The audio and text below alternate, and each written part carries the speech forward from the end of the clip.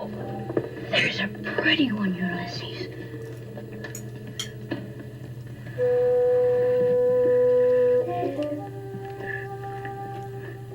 There it is. Hello BookTube, I'm Sean the Book Maniac. Welcome back to my channel and another Friday Reads, and I am in such a good mood today. I don't know why. Well, I do know why. I've had so many good things happen, particularly of a bookish nature, so let me tell you about them. I'm not, I like to keep surprises, mystery guests and so on. I got 2 mystery guests coming up this episode. Just a banner week on Sean the Book Maniac, and I now have confirmations in some cases of the dates and times, but in other cases just a commitment of doing author interviews. So I have, 4 or 5 lined up over the next few weeks and months, and I'm just so excited about it. One of them is going to be in person next week. So I just my first in-person interview on my channel, I think, of a writer anyway. So that's really exciting. Like, it just puts an extra bounce. I don't need many more bounces in my steps, but I sure got a few extras this week, so I'm just really enthusiastic about that. And I have a new bookshelf. I didn't want to film sitting in front of it because right now it's kind of my to-be hauled shelf, so I don't want to preempt my own book hauls by showing you what's on that shelf. But let me tell you the story. I have one more shelf like this, and they come all taken up. They come in pieces in a big cardboard box. They're really heavy. It takes my nephew about 2 hours a shelf to put them together, and he's sick of doing it. So I've got one left, and I figured out another person to ask who will do that for me. But in the meantime, last Monday, I don't know why I never looked on, do you have that in the States or outside of Canada? It's called Kijiji. It's kind of like the new Craigslist. And I went on there and I found about the same height as this, a 6-foot tall bookshelf. It's not gray, but it's wooden, and it looks really nice. $20 plus $5 for delivery. And I said, well, if you can bring it to my house and you'll help me get it up to the second floor because there's no elevator, I'll give you $10 for delivery. So for $30, I got a new bookshelf, and it's right there. And my book overflow issue is no more. I can't believe, from the time I sent the first email to when the bookshelf was there and I was starting to put books on it, maybe 3 hours last Monday night. Oh my goodness, it was so slick. I have a biblioadventure. Every time I use the word biblioadventure, I should put a little TM because that word was coined by the book cougars. And it's a wonderful word, but it's their word and I'm using it. Last Friday, I went to another book launch, the bookstore down the street, with my mom, and it was for an Indigenous writer, Helen Knott's latest memoir called Becoming a Matriarch. Here it is. I didn't buy the latest one, my mom did. I bought Helen Knott's first memoir in my own Moccasins and got it signed, and Mom and I will trade these back and forth. Helen Knott is wonderful. She is, let me tell you a little bit more about her. She's a Daneza Nihia and also mixed Euro descent woman living in northern BC. And this is her debut book, and her second book, like I say, is what she was launching, Becoming a Matriarch. So I talked to her. She was very friendly, very warm. Oh my God, you just kind of fall into what she's saying because she speaks with such a big-hearted vision about Indigenous issues and life issues and writing and all of that. She's just absolutely wonderful. The energy she exuded was just a bomb. And I talked to her about interviewing her on my channel, and she sounded interested in that.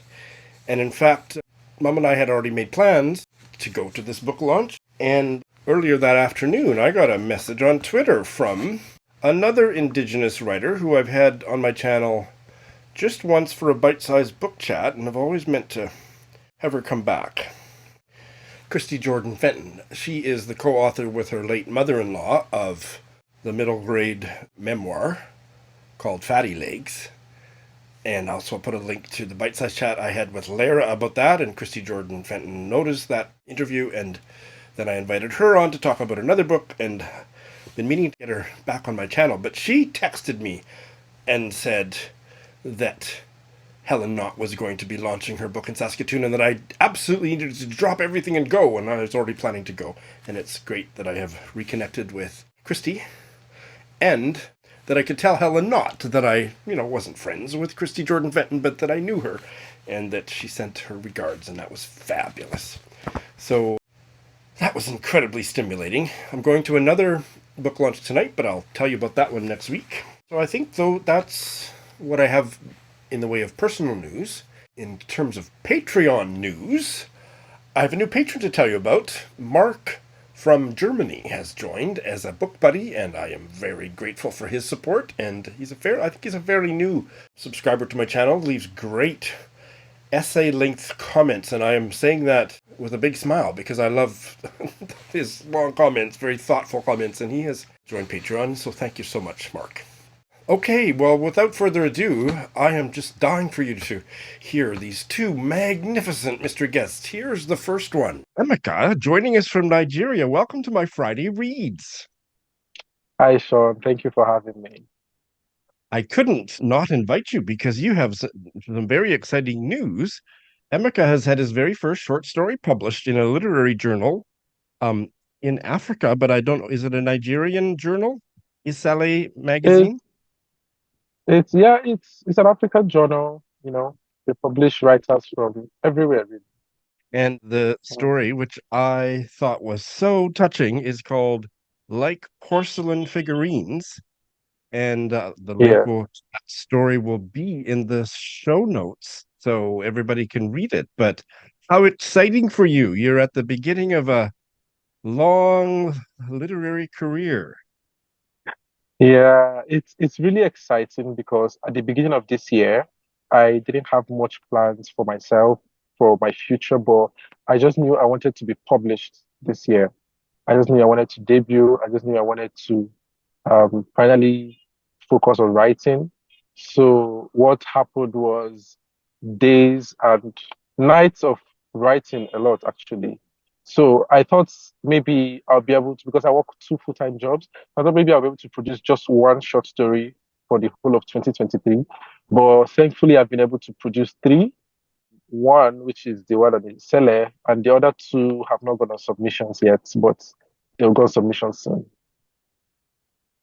Well, that is very exciting. And did I hear you right? Did you just say you're working two full-time jobs?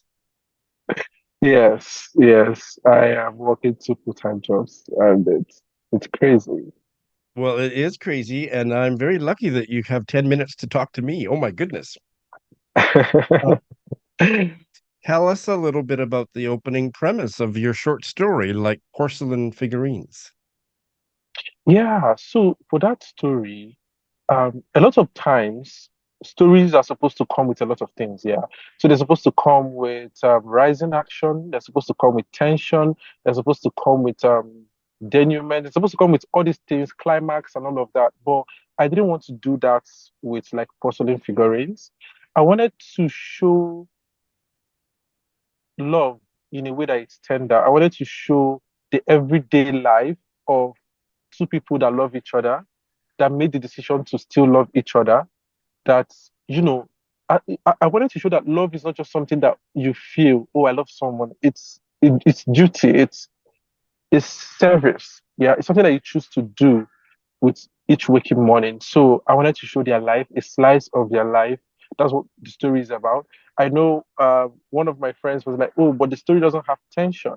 And I said, yes, because I don't want it to have tension. I just want to show softness. I want to show tenderness between these two people, how their life has evolved, how their life is moving forward, before the whole thing that happens. It's not a spoiler because if you read the first paragraph, you kind of understand that this is an elderly couple and that the husband is seriously ill. Yes. You've realized that right away.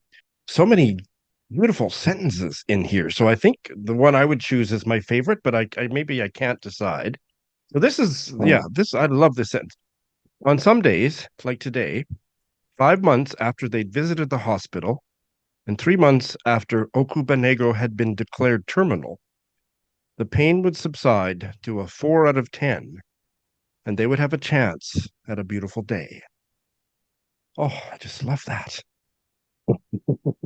Congratulations on having your debut short story published.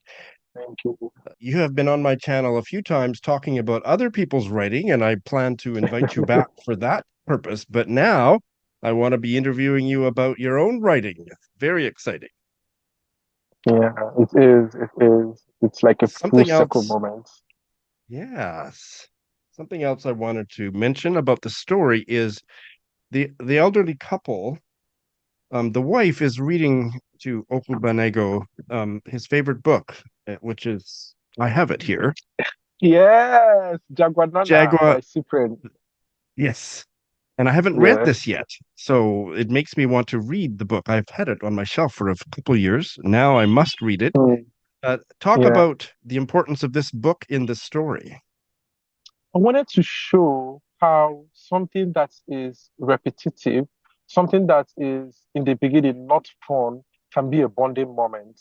So you see this sometimes when you're growing up, you are watching the news, especially for me in Africa, because when we're young, our father forces us to watch the news with them, and it's not fun for a child to be watching the news. So, but as an adult, I sort of like think about it, and I'm like, oh, I miss that. I miss, that bonding moment of watching something that I don't enjoy. And I'm realizing that, oh, maybe I actually did enjoy it a little. So that's what I did with this book. And it's something that Okubanego himself enjoys. And Uriaku is like, what's the point of reading something you already know everything that is going to happen? But then she, looks forward to it. She likes it now. They talk about Jaguar a lot, how the different choices she could have made, and, a lot of things. So that's what I wanted to do with that book, and I believe that's what I did. You agree more with him or her about this book, Emeka? I agree more with him actually. It's a very Okay, beautiful, very this is an beautiful important book. book too. Tell us a little bit about Cyprian Ekwensi. So Cyprian is one of the first, I think he's probably one of the first Nigerian writers to be published in the West. It was not Jagwanana, it was one of his earlier books. I've forgotten the name now. But yeah, he's one of those writers that I enjoy so much. His writing is very authentic, very like defined. His voice is like very defined. So he's probably one of the most important voices in African literature, really. Well, I must read it. Yeah. Speaking of reading, have you been reading anything interesting lately, Emeka? I have been reading, but not as much as I used to. But I have been reading. I have been reading Small Worlds, and I've also been reading We Need New Names by the Violet Bulawayo. Oh, Small. well, So I like him because I feel like my writing and his writing try to do the same thing. He's the kind of writer that likes to stay in the present. So he's not very much interested in plots. He's not very much interested in moving the story forward, but he's interested in trying to make you feel what is happening in the story, the scene, the feelings, the tension, a lot of things. He's more interested in grounding you in a scene than about any other thing really. So that's why I like his work. I am currently reading Small Words and it's just beautiful. You I haven't have read not it? Have read, you? I haven't read him. No, I've got to. I have to. Sounds like a Yeah, Sean but writer for sure. yeah, yeah. I think he's probably one of my favorite authors from Ghana. And there's this other. His debut novel was Open Water. And I think that one was really good too, but I've not read Yeah. it. Wonderful. The second book is We Need New Names by Violet Bulawayo. That is my favorite African novel, I think. Are you serious? Yeah, I love it I so much. I read I read her Glory 2 or 3 months ago, and I was obsessed with it. So I was like, okay, I have to read We Need New Names. And I haven't read Glory, and Glory doesn't sound as interesting to me because it's about animal characters with human characteristics. That's just not. I will read it someday because I love her writing, but I have it on my shelf. I haven't read it. But We Need New Yeah, Names just is such a beautiful, tough book. yeah. The Glory is, of course, her writing shines. Her writing shines in glory. And when I came to We Need New Names, I'm like, yes, I am home. I am back to good writing. I am back to good storytelling. And I think I am like 15% in, but I'm enjoying it so much so far. I'll probably be done with it before December. But I'm also taking my time as well. Emeka, this is wonderful to hear all this news, and I'm so excited about your short story and what might be coming next. Thank you for being a mystery guest on my Friday reads. Thank you so much for having me. Hopefully, we'll get to do this again. Sorry, the weather is Absolutely. already dark. I'm trying to find the lights on the car. Okay. There But we I don't go. know if Uh, that's. No worries. Thank you so much. I'm so excited for Emeka as he embarks on his writing life. I really liked the story so much. Check it out. And what a sweet guy. So that was wonderful. And here is my second mystery guest today. So Sharon from Calgary is back. And not just Sharon, Sharon Butala. Welcome back, Sharon. Thanks. It's a pleasure to be here again, really. Well, and what a fabulous blouse that is. It's actually a sweater. See? Oh, But thank you. I and is there bought a it at story? yeah, I was wandering around looking for something, and then someone suggested to me, why don't you try? It's not actually a Dollarama, but a store like it that I'd never been in before. So I thought, well, why not? And I wandered into it. Oh, I know. I was looking for a pretty mask. It was during COVID. And someone Okay. said, oh, they have lots of nice ones there. So I went in, and there they had this sweater for some incredible price, like they gave you $30 to take it off their hands, kind of thing, because the color was so bold. That's the only reason I can think of. And it didn't sell wherever it had come from. And I just was in love with it instantly. So that's Oh, where it and came from. what would you call that color? It's fabulous color on you. I call it peach. I'm trying to get my Yeah. arms up so you can see Yeah. more of it. I Oh, just call it lovely. peach, but it's a particularly vibrant shade. It sure is. So And is most, this the beginning? Is this the beginning of blouse wars between Sharon Butala and Sean the Bookmaniac? I think it already is. I think I have to concede right now. Well, I had to concede last week, so Well, here you go. Yeah, that video will be coming maybe in about 10 days or something. So we'll see if my readers agree, but I'm sure looking forward to people hearing our chat about your wonderful memoir, The Perfection of the Morning. Mhm. Today, what have you been reading? Have you been reading anything interesting recently? I sure have. Sometimes I go through dry periods when I cannot find a book that holds my attention, but not very often. I rely on the public library, as I have said, because I cannot acquire any more books. At 83, you're supposed to be doing the opposite. So now this one I bought.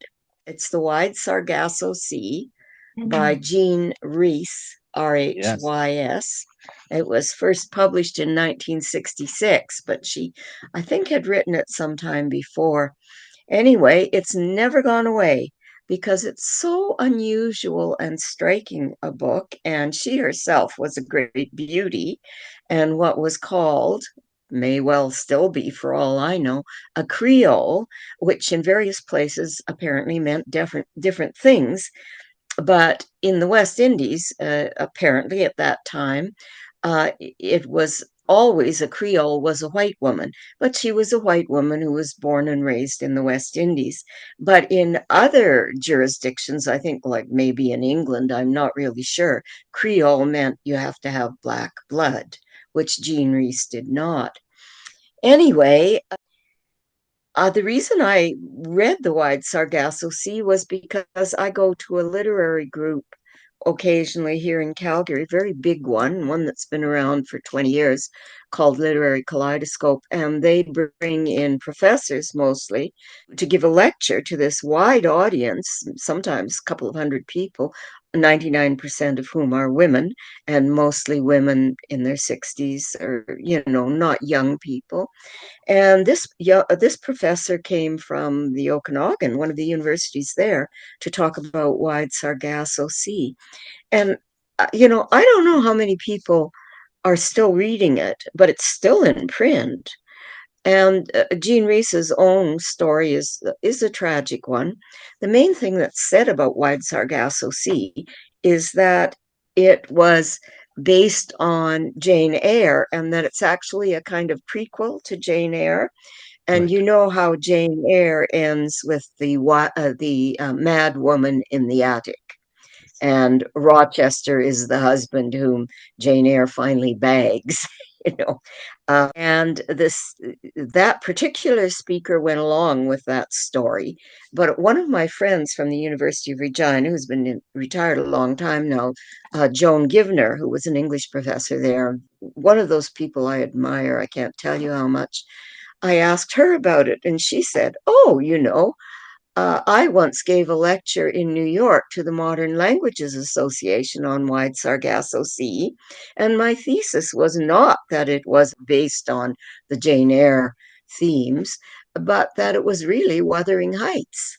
So the husband in this book is never named, but the lecturer just now and everybody else apparently simply calls him Rochester, as in Jane Eyre. So anyway, I really think everybody ought to read this novel because it's extraordinary.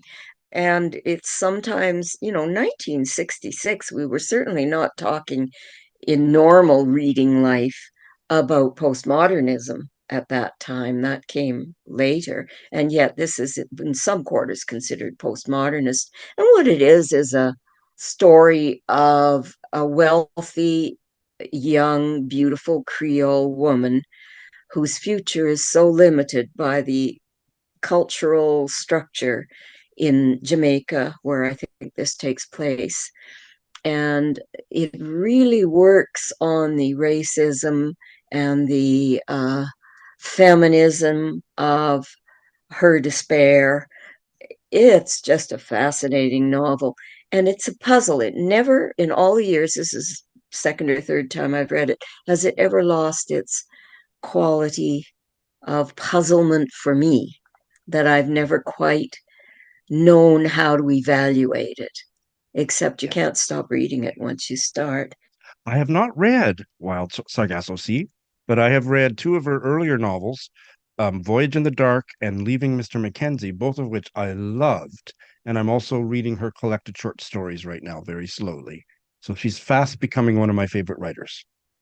Oh, that's wonderful. And one of the novels, which I don't remember reading, called Quartet, was some time ago made into a film, which I'm hoping I can track down on Criterion Collection. Well, I mentioned this book last week. It's Yes. Yiyun Lee's The Book of Goose, but I'd only read about 30 pages when I mentioned it last time I talked with you, I should say, not last week, whenever. And I finished the novel. It never flags or becomes dull. It continues to be unusual in that two adolescent young women, and then slightly older, are treated as full human beings, not as kids who will learn, but as young people who already know a good deal more than a lot of adults know, and whose anger at their place in life, which is farm girls in rural France, where they look after the pigs and the geese and so on. That's their jobs on the farms. And they're lucky to get enough to eat. And this is not because they aren't loved in their own families where they do live. It's simply because that's what life was like. And let me see, that book was published in 2022. And I just have to say, it's another extraordinary novel by a woman that I just can't recommend it highly enough if you're tired of the conventional novel about conventional people who make breakthroughs in terms of character and self-understanding. So I'm going to go back. I don't have a copy of this book because I had to take it back to the library. I don't know if you know the work of Joshua Cohen, Cohen. No, but I'm aware that you were reading his Netanyahu book. Oh, maybe I did mention it I before think then. in an email to me, I think. Oh, okay. Well, I did finish reading it and I took it out of the library. I did not know anything about it, and I wouldn't have taken it if it was a bio or a memoir, but it said all over the book, this is a novel. So I That's thought, right. well, this could be really interesting or not. I had no idea, not until I took it back to the library, that it had won a Pulitzer. Imagine reading a book that's a novel that had won a Pulitzer and not knowing it. However, it is so excellent in writing style and ideas and humor and horror and all the rest of it that if it didn't win a Pulitzer, it should have. So the Netanyahus, you think, are just people with that name, which is even translated in the novel, until you get to practically the last paragraph, when suddenly you discover that one of the characters is in fact the current prime minister of whatever that country is, Israel. Yeah. I loathe him, Benjamin Netanyahu. And apparently he doesn't Same come off here. well in the novel, right? No, not a bit. So But then, so of course, I want to read it. he's not a grown man in the novel either, and you don't know who he is. Until you get to the end. Harold Bloom, in his prolific writing about literature, books, and writers, has listed Joshua Cohen as having written one of the four greatest Jewish American novels. It's the Book of Numbers, which I haven't been able to get at the library, so I have it on order. I'm buying the book of, it's not it's Book of Numbers. This is the book I've spent the week reading. Can you see it? Kudos by Rachel Cusk. Rachel Cusk. Now, are you a fan of Rachel Cusk? I'm not, but I've only tried it, and I can't remember if it was that one or another one where the main character was absent from the text and you were just reading about other people's reaction to that main character, and it was just to me so far-fetched that I couldn't get into it. Maybe I I would don't enjoy know. it now. Yeah, and I don't know which that would be. She wrote a trilogy. Kudos is the last one of the trilogy, and it was published in 2018. And the other two, or the first one was Outline, and the second one was Transit. And I've read Transit and Kudos, and she uses something of the same technique in both of these, although she does talk the it's I in Transit who tells all this story of a woman who's newly divorced and has two children living with her two sons, which I believe in real life she actually has, and how she's trying to renovate a flat for her and her kids to live in, and all the troubles with the people in the flat below her. She lives in London. Oh, hey, maybe you don't know. She was born in Saskatoon. I didn't know that it was Saskatoon. I knew it was Canada because she's always nominated for the Giller Yeah. or something. Yep. Yes, indeed, over and over again, I think.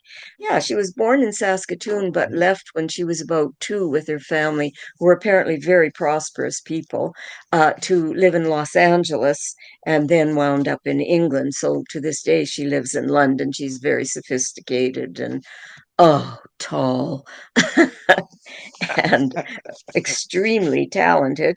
And Kudos takes that same kind of here's this character who is a successful woman writer, and she is going to a conference in an unnamed country, which sounds an awful lot like Spain. It is in Europe. It's Spanish speaking. We don't know more than that. And it's on the ocean, wherever the city is. And I started to think when I was reading it, and she kept referring to the ocean, and then at the end writes a fair, I think it ends in the ocean. And I thought, is this kind of got something to do with Virginia Woolf and the Waves, which I'm also still reading? Yes. Anyway, what happens is she heads out for the airport. She gets on the plane. An uncomfortably tall man is sitting beside her, and he tells her his story. And then the next thing that happens, someone is beside her and tells his story. And this goes on and on through the whole novel to the end. All these stories, and it's a unique way of writing a novel, and she certainly deserves credit for it. And she's a bit like Yiyun Li in that she's super smart, and many of the things that she has to say will rock you, or that she claims the characters say, you know.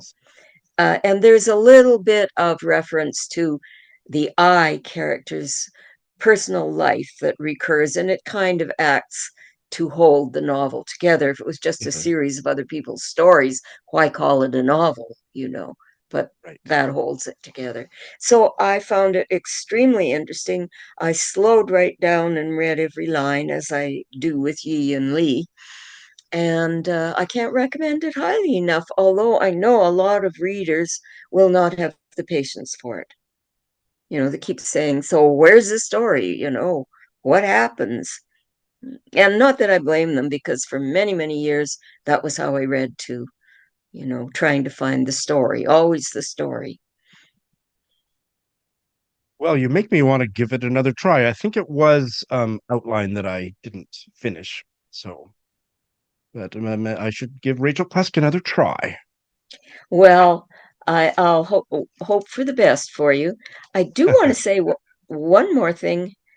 I've been asked by the same literary society who just had someone do a lecture on Wide Sargasso Sea to do a lecture in April, thank God, because, you know, you have to spend a lot of time on this book, which is an Irish woman, a young woman, Claire Keegan's Small Things Like These, for which she won the Booker, I think. Maybe it wasn't for that book, but she definitely She has was won the Booker. nominated, I think. Oh, she didn't win. She Okay. didn't I win, thought but it she was did. nominated. Oh, No, no, but she was nominated, and it's very rare for a novella to get. And I think she went all the way to the short list. and it says here it was a book of the year in the Times, Observer, New Statesman, Financial Times, Irish Independent, and Times Literary Supplement. Yeah, no, it's And by the wonderful, wonderful, wonderful, wonderful. the interesting thing about Rachel Cusk is that she's been nominated for every prize on the earth and has won only one. Oh, is that right? Yeah, so that tells you something about juries and prizes, because my good friend Joan Givner, I just mentioned to you about Wide Sargasso Sea, has read this book, and then Yes. she also read this one, The Colony Oh, by yes, Audrey McGee. And so yes. I rushed right to the library and got The Colony because she said, I think it's a better book than Claire Keegan's. And, you know, this, as I said, is a woman who is so vastly knowledgeable about literature and actually lectured to the Modern Language Association, which few of us get to do. And if she has an opinion, you better pay attention to it, you know. So I haven't read Claire Keegan. I decided to read Audrey McGee instead, first, you know. And I'm about not even halfway through, but oh gosh, am I loving it. And it is also a bit unconventional in that a lot of times we go between people talking together, and interspersed there will be a phrase or a half a line, and five or six or more of them in a line, which are actually what that person is thinking, the way the mind flits, you know. And then there are also sections which step right out of the story as we recognize it, half a page usually, the story of one person who was murdered by either the IRA or what's the other one called? The Irish Defense, something or Uh, other. Something, You yeah. know, meaning Protestant Catholic, in fact, Yes. is what it amounts to. And you wonder to yourself, you know this because of the Troubles, everyone knows, and it's horrible and disgusting to read of these murders.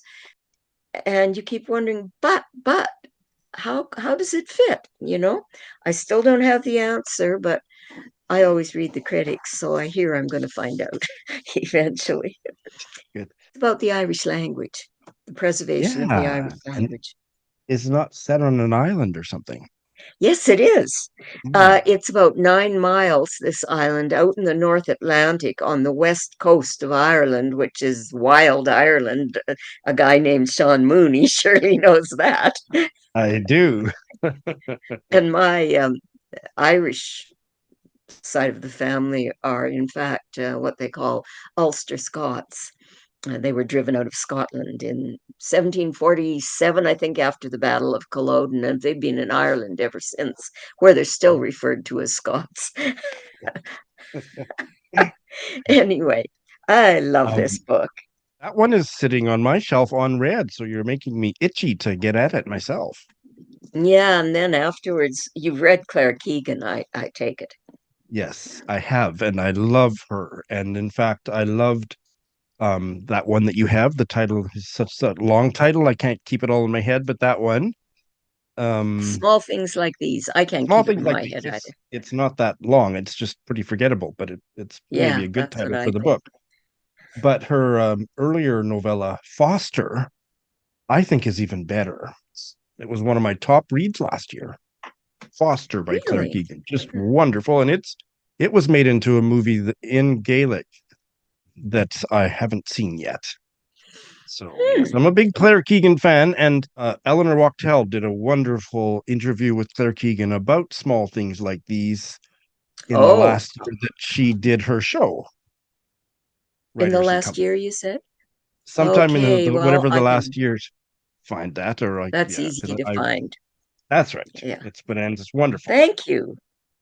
She has some very interesting things to say about the writing of that novella and also about her interpretation of the story. That some things that she said just made my jaw drop. So, Really? yes. Uh, a little So I like, won't what tell you is what it? they are. I'll let you read the book and go listen to it. But I'll be very curious to hear Okay. what you think about all this. And Sharon, what a wonderful conversation again.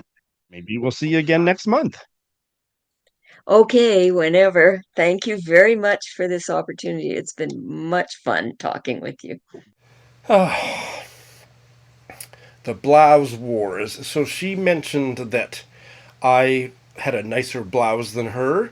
We taped a long chat that'll be posted on this channel in the next couple of weeks, and I was wearing this one, and she loved it. And so she really outdid me in yesterday's chat. This is one, you haven't seen this for a while. I wore this for my besties and worsties at the end of last year, and then I put it in the closet and I forgot about it. I forgot I had it. And I think it's because I was so sick right around that time and just kind of forgot about it. And so I stumbled upon it a few weeks ago and thought, I better start wearing this sucker again. And Sharon liked it, and I love it. Yeah, it is. It's just a fabulous, fabulous blouse. So, let the blouse wars continue. All right. And the weekend review. I don't think getting a free copy of a book and then reviewing it, if you're reviewing it honestly, is an issue. But certainly talking about a book because you're getting cash to do it seems. I mean, yeah, just the idea of being a guest on a podcast where they've only read your book because you've chucked money at them. They're not talking about it because they're enthusiastic. I don't know. The whole thing seems so insincere. I had some favorite scenes that are memorable, so that's Oh, tell me. nice thing too. Well, the piano shopping. I love the piano shopping. And I love the narrator, main character. I loved when he talked about the painting he's renovating, when he talks about, speaking of Christianity, heaven and hell.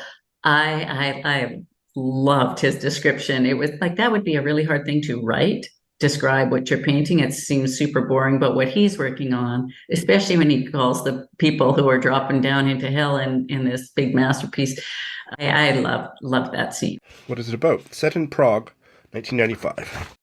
It's about a journalist who's making a documentary about a middle-aged woman whose name seems Czech to me, who has no musical training, who claims she has been visited by the ghost of Chopin, hence the title.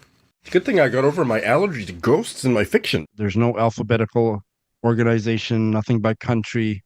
I am even uncomfortable to put two books by the same author together. Is there a reason What do you for that? It's a replica of my scattered brains, Nora. Is it like an organized chaos where you have a visual where each book is, or is it like complete, chaos where you don't know where things are? So, what do I have to tell you? I have one bale to tell you about. I have finished one, and I have two books that I'm a ways enough into to talk about my preliminary reaction. So, it gives me no pleasure at all to tell you that, despite really enjoying this at the beginning, at about the 60% mark, I decided to give up on this entirely and permanently. Thomas King's Indians on Vacation. His latest novel, I think he's written one mystery novel since then. This was published in 2020. This is a book given to me by Mum. She hands me down a lot of her books. She loved it. Lindy loved it. Lots of people loved it. I thought it was really quite bad. This was a buddy read with Heidi, and she and I agreed that it was just a dog's breakfast of a book. She finished it, and I'm not sure she doesn't regret that she got all the way to the end, but I gave up at about the 60% mark. There were a lot of interesting things in this book. A lot of humor. The humor wore thin. The main character, Bird, I talked about him after I'd read the first chunk, who is very much a stand-in for Thomas King, so the humor is very similar to the way that Thomas King wrote about his relationship with his wife in his masterful nonfiction book, The Inconvenient Indian. But it just got so gratingly annoying by about the halfway mark. I just wanted to slap him. Like, he was not misogynistic, I do not mean that, but he was certainly annoying in the way that he made a joke. He made a cynical, kind of gloomy joke out of every idea she had. That, in a way, I guess, is kind of ultimately kind of sexist. Certainly, it's not very nice, and after about 100 pages of it, I was done with him. I just couldn't stand him, wanted him to get hit by a bus. And then it just didn't cohere. There was a lot of social issues that I think he was attempting to weave in, and some kind of psychological personalities that it was just ridiculous. I thought it bugged me, and I thought it was quite ham-handedly executed, so I gave up. Now, I will try other Thomas Kings. I love him, and his book, The Inconvenient Indian, was a transformative read for me in my, I don't like to use the word journey for a settler, but, certainly my discoveries of what a shithole country Canada is. That book really helped me realize the genocidal way that we have treated Indigenous peoples in North America. That book was just incredible. This one it just didn't work for me. It works for a lot of people, and if you love Thomas King, there's a good chance that you will love it. I really didn't like it at all and couldn't finish it. I have finally finished. This was a very long buddy read that I enjoyed every minute of. I didn't enjoy every part of the book, but I enjoyed every moment of the long buddy read with my friend and patron Katie in Edmonton of this short story collection. No One Belongs Here More Than You by Miranda July. So this book has the distinction of containing the best short story I've read this year. That's a little bit of a spoiler for my besties and worsties of 2023, unless I happen upon another story I like better between now and then, and that was called The Swim Team. And many of these stories were just excellent. She's just wacky, and to a fault, I would say, because the middle third of these got so samey in their wackiness that my eyes were glazing over, and I didn't ever consider bailing, because the first third had been so strong, and sure enough, the final third of the stories I thought were bangers too. That's a word that I hope I'm using correctly. I don't know where I picked it up. It's more British English, isn't it? So a bit of a mixed bag, which is why I gave it 4 stars. But her preoccupations are lesbian fantasies. So many of her female characters, 1 or 2 of them are lesbian, but most of them are just imagining what it would be like to be lesbian. I read this book with a lesbian, and we had some interesting conversations about that. It would be a very subjective response to what you'd think about how she treated sexual identity. She goes into a whole bunch of taboo incest stuff in several of the stories.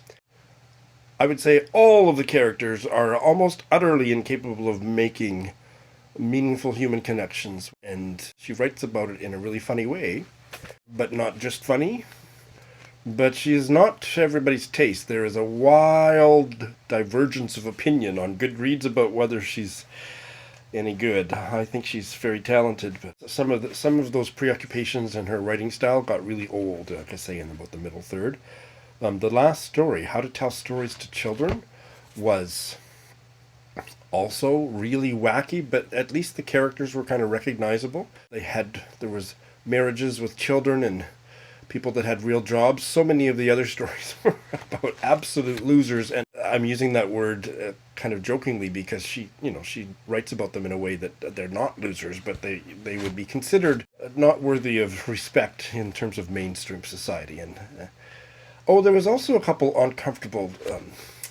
She seems to be quite preoccupied with Asian men or Asian people, Asian children, in ways that made me squirm a bit. So I mixed reaction. One of the best stories I've read in recent times is in here, and a lot of the other ones were really excellent too, and a bit of a minefield in terms of social political stuff that she engages with. If that sounds interesting to you, you must give it a try. Much more straightforwardly, if straightforward is a word I can use for Willa Cather, I am absolutely adoring my Ántonia. Oh my god, I love it so much. So after having had a Willa Cather allergy for decades, I'm sure over it now, I still can't recognize anything, so I think this might have been one of the novels that was on my graduate school course on James, Wharton, and Cather that I didn't read. If I read it, I have no memory of it, but it's just such a rich novel. Set in Nebraska. The kid, he's quite young, 8 or 9 or something, orphaned in Virginia, put on the train to go live with his grandparents in Nebraska, and it's the story of his friendship with the new German girl her family's just bought a farm a mile or two away, the Schmerdes, and that's Ántonia, my Ántonia, and it's a childhood story so far that there's a adult frame around it. It's interesting that the word introduction is used. It's not an introduction to the novel. It's more of like a prologue with the adult narrator and his friend Jim Burden talking about Ántonia and deciding to write a book about her. And then this is the narrator's book about Ántonia. And it's just, I think I've now read enough like Sharon Butala and other nature books that I'm really appreciating the beautiful nature writing. I'm looking things up as I read about plants, and she calls them ground owls, I think. Ground owls, burrowing owls, and I didn't really know that there were owls that lived in the earth. I didn't know anything about owls, but many things about the prairies that I'm relating to as a prairie boy myself, and the characters are wonderful. So this is a big hit so far. I will be discussing this novel with Hannah of Hannah's Books sometime early in December, I believe. Reading it so far has been an absolute joy. And I would say that I'm getting along so far with this South African novel, but I'm not in love with it yet. I hope to fall in love with it, because I'm certainly not planning to bail at this time. In the Fog of the Season's End by Alex Guma, and it was published in 1972. I think it's probably set in the 60s, so it might even be set in the 50s. And the protagonist it's not specifically referred to as being an ANC activist, but he's certainly an anti-apartheid activist. And the opening chapter is him being caught and tortured by the authorities, and then we go back. I don't know, we go back, I'm not sure how far into the past, but about his activist work. The writing is just kind of workmanlike, and I'm not sure how successful it's going to be yet, but I'm so interested in the South African anti-apartheid movement that that alone is keeping me turning the pages. And maybe for the first time in 2023, I'm not planning to start anything new this week. Thanks for watching.